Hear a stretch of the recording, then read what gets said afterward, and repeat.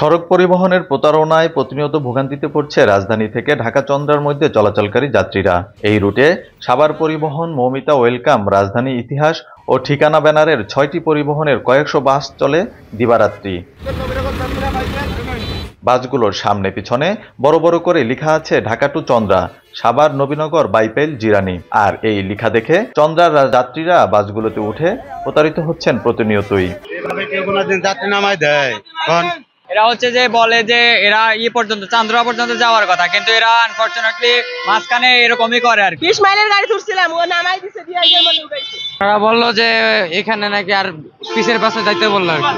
এসব পরিবহন ঢাকার বিভিন্ন স্থান থেকে গাবতলী, সাভার, নবীনগর, বাইপেল হয়ে শেষ গন্তব্য চন্দ্রা স্টেশনে যাওয়ার কথা। সে অনুযায়ী যাত্রীদের কাছ থেকে ভাড়াও আদায় করেন। তবে অধিকাংশ পরিবহনই সাভার পর্যন্ত এসে বিভিন্ন অজুহাতে জোর করেই যাত্রীদের নামিয়ে দেয়। তো গাড়ি সিট দেখে গাড়ি তো উঠে দিচ্ছে, আমি তো আর ভরা গাড়িতে যারা করে দেই নাই যাত্রী। না হরেন না, আমরা গাড়ি 2-4টা 10টা যদি যাত্রী থাকে আমরা অন্য গাড়িতে উঠিয়ে দিই আবার নিজের মনে করি। ঠিকানা মৌমিতা, সাভার, ইতিহাস, এই 3-4টা বাস ঘুরে। তথ্য অনুযায়ী পরিবহন কোম্পানিগুলোর রুট পারমিট নিয়েও রয়েছে অনিয়ম। অনেক পরিবহনই অনুমোদনবিহীন। তবে সংশ্লিষ্টরা বলছে ভিন্ন কথা।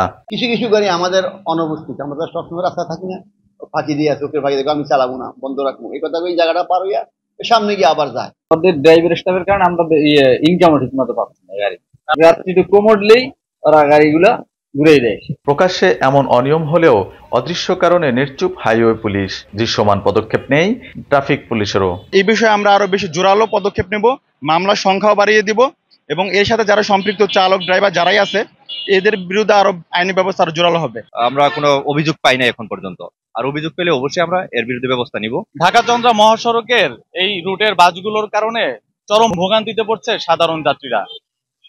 রাত্রের বেলা যত্রতত্র নামিয়ে দেওয়ার ফলে যাত্রীগুলো হরহামেশাই ছিনতাইকারীদের কবলে পড়ছে। তাই সাধারণ মানুষের এখন একটি দাবি, অতি সত্বর প্রশাসন ব্যবস্থা গ্রহণ করবে এই অনিয়মের বিরুদ্ধে এবং এই বাসগুলো যাত্রী ভোগান্তির কারণ না হয়ে ভূমিকা পালন করবে যাত্রী সেবায়। আসাদুজ্জামান খায়রুল, মাই টিভি, সাভার।